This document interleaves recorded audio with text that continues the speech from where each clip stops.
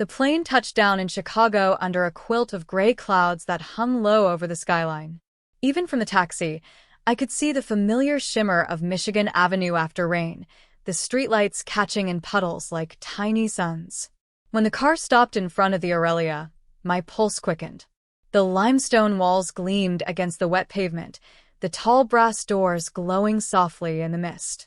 I stepped out, the heels of my shoes clicking against the curb, and for a moment I simply looked up at the building that had once lived only in my imagination. The Aurelia was my first masterpiece, born from sleepless nights, risk, and more rejection than I could count. It stood now like a quiet cathedral to everything I'd built: polished stone, golden light, and the promise of luxury without arrogance. Every inch of it had passed through my hands: drawings, permits, design mock-ups, vendor bids.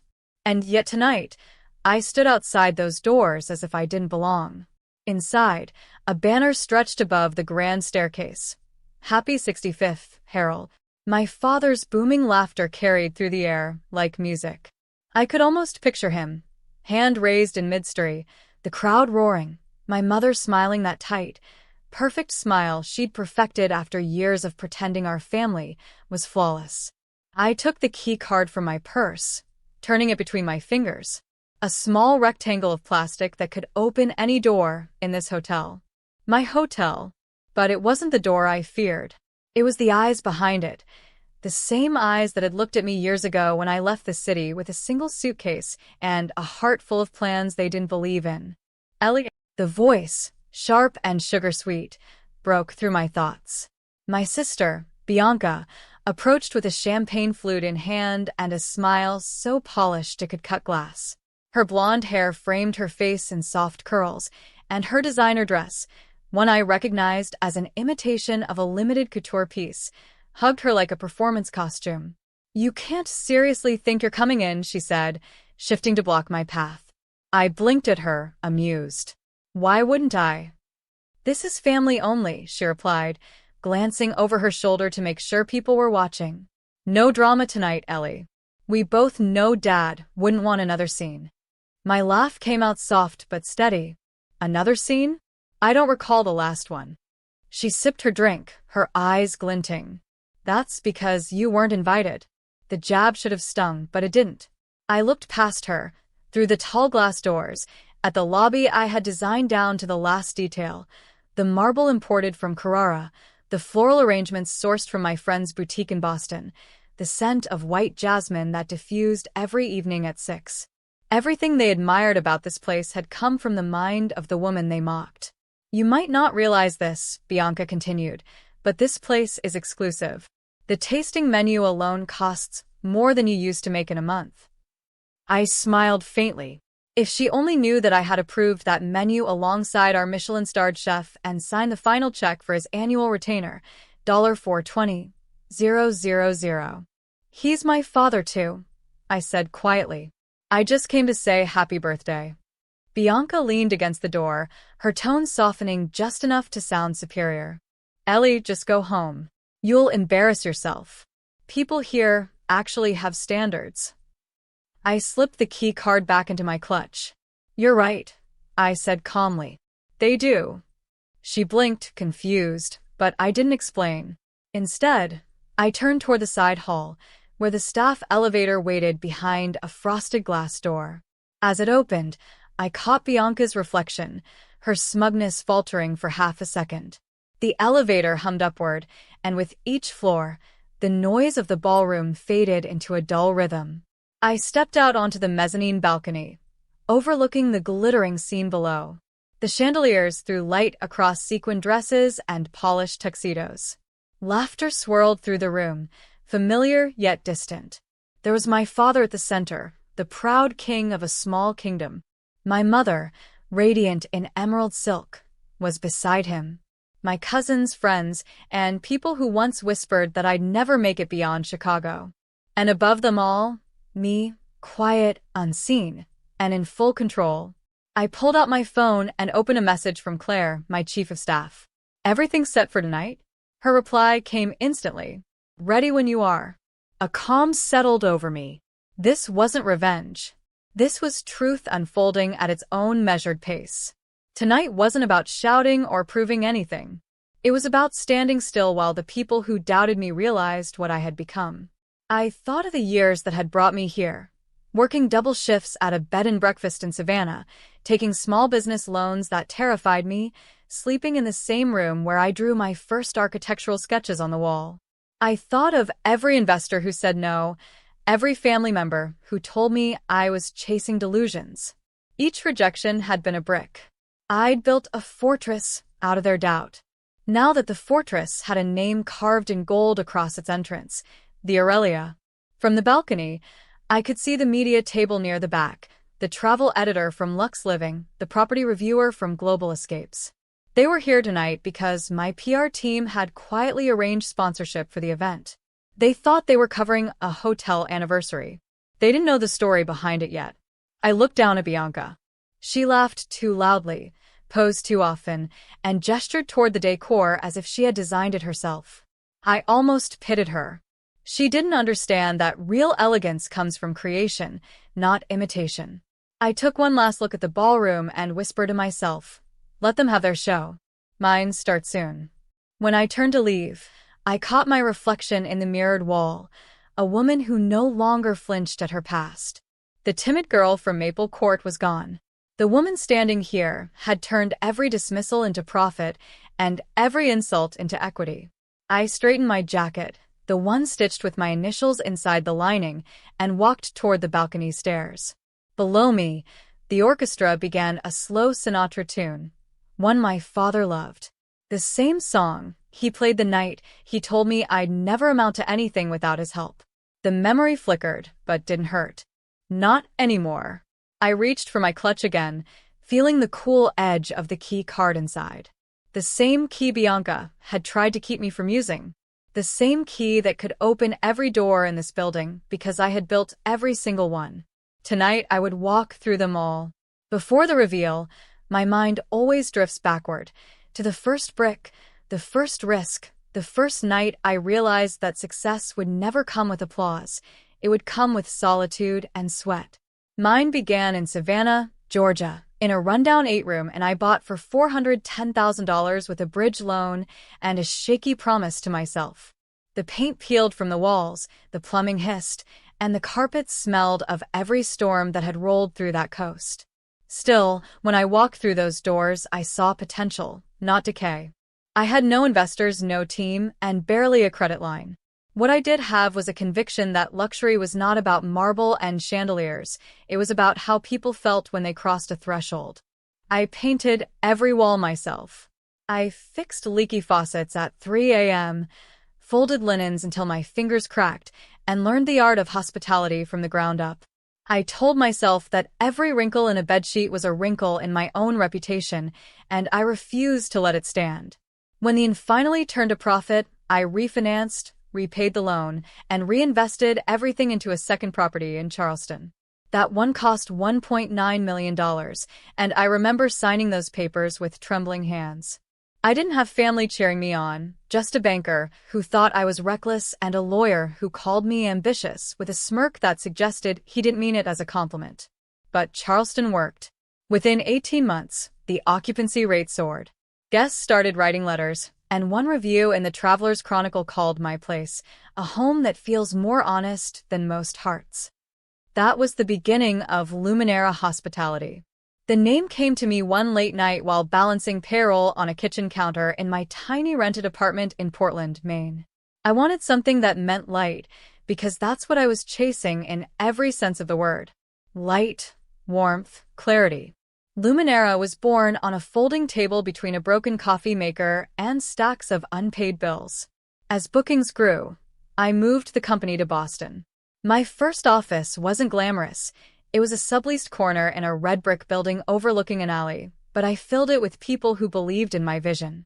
We were a team of 7 back then: a designer from Vermont, a chef from New Orleans, a young operations manager from Denver, and a few restless dreamers who wanted to build something that mattered.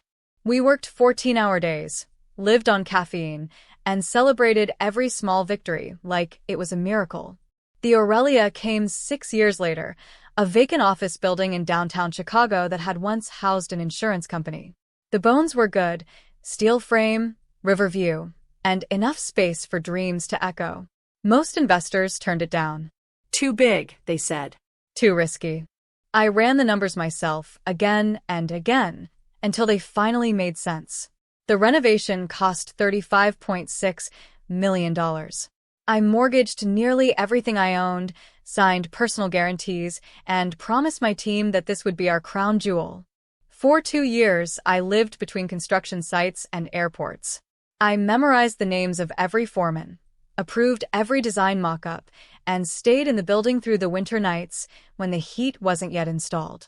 I learned that progress doesn't come with fireworks, it comes with the hum of hard work echoing through empty halls.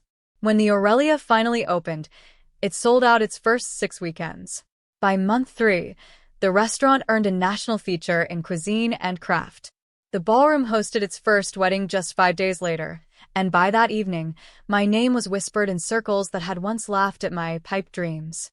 We weren't just running hotels, we were building sanctuaries. Every detail mattered. The scent in the lobby, a soft blend of white jasmine and amber, was designed to feel like calm. The citrus carafe placed in each suite came from a memory of my grandmother, who used to float orange slices in a glass pitcher on hot summer days. The poetry books on nightstands came from local authors because I believed every property should carry a piece of its city's soul.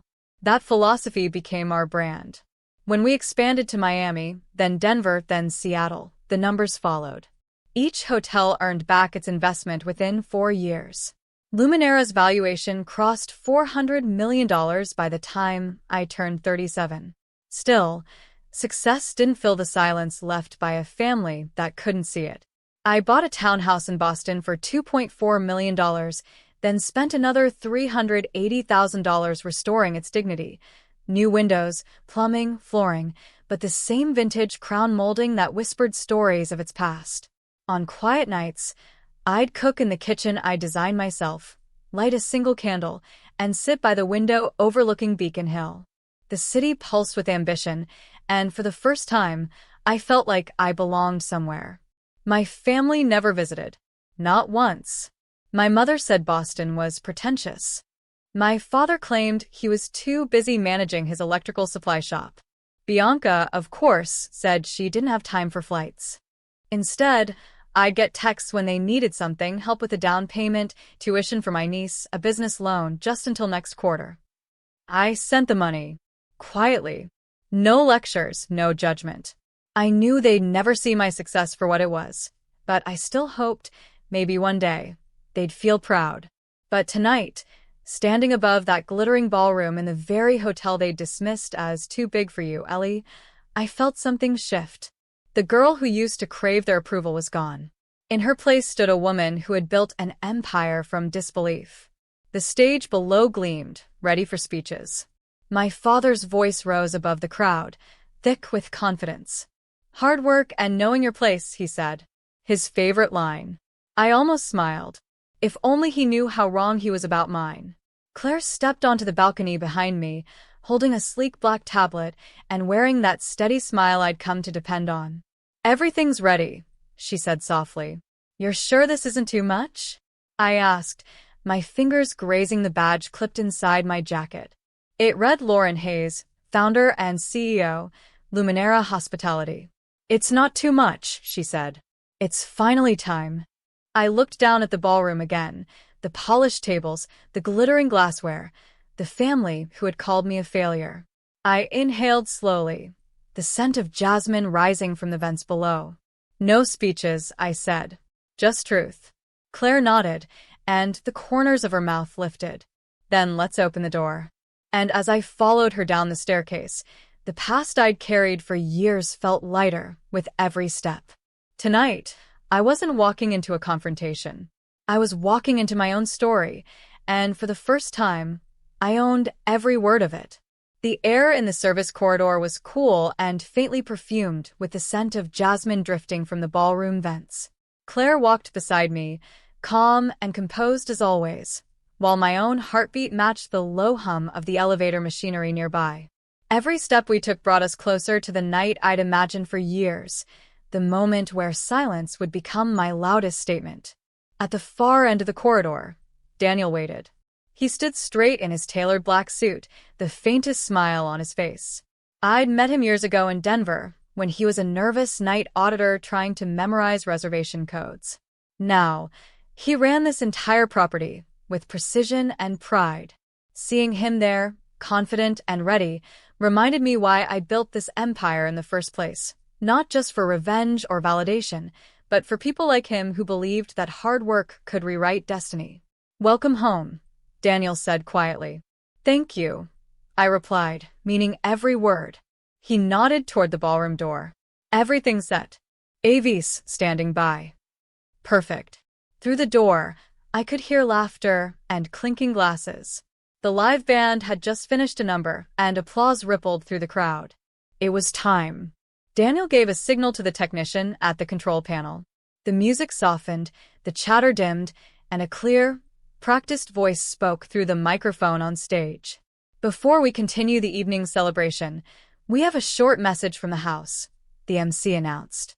Bianca was in the front row, her champagne flute catching the light. My mother sat next to her, lips pursed in that familiar expression that said she was exactly where she believed she belonged, center stage, even when it wasn't about her. My father stood surrounded by his friends, a king in his little kingdom, laughing loud enough to fill the room.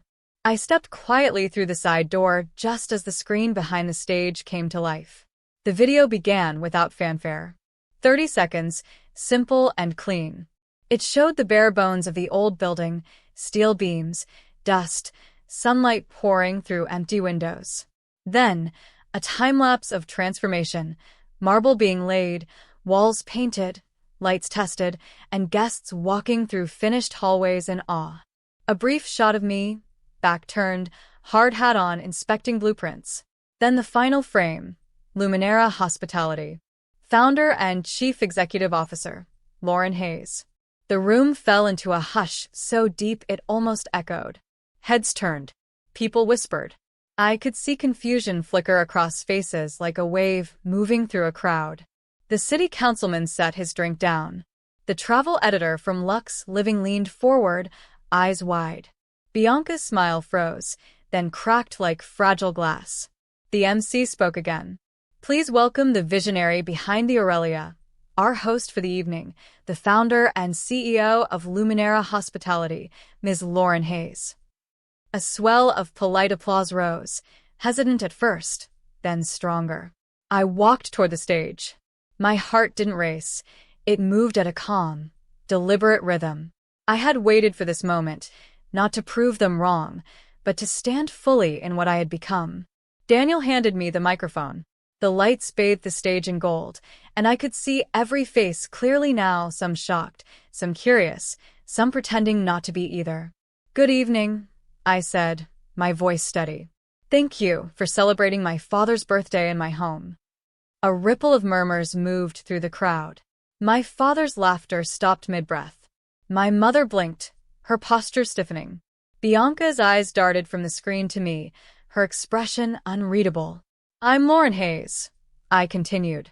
"I built this hotel with a team of incredible people, many of whom are here tonight. We turned an abandoned building into a place where people come to celebrate, rest, and dream. But tonight isn't about business, it's about family." The room was silent except for the faint hum of the air conditioning. I could have listed numbers: our 84% occupancy rate, the $411 average nightly revenue, the 200 jobs created during construction, but that wasn't what mattered. "Some of you," I said slowly, "know a version of me that stopped existing years ago. The girl who left home at 22 with nothing but a suitcase and too much hope. You called her naive. Maybe she was. But doubt can be useful. It teaches you precision. It makes you thorough. It makes you unstoppable. So, to all of you who doubted me, thank you. You made me careful." A few chuckles rippled through the crowd. Real laughter, not mockery. I lifted my glass. "And to my father, may your year be as good as our linen." Laughter filled the room this time, bright and genuine. The band struck a cheerful chord, and the applause that followed didn't feel forced. For the first time, the air between me and them didn't feel heavy. When I stepped off the stage, my father was waiting near the dance floor, his expression caught somewhere between disbelief and pride. "Lori," he said softly, using the nickname I hadn't heard since I was a child. "You built this." "With many hands," I said. "But yes." He nodded slowly, like he was turning over the truth in his mind, weighing the years he had spent underestimating me. "You did good," he murmured.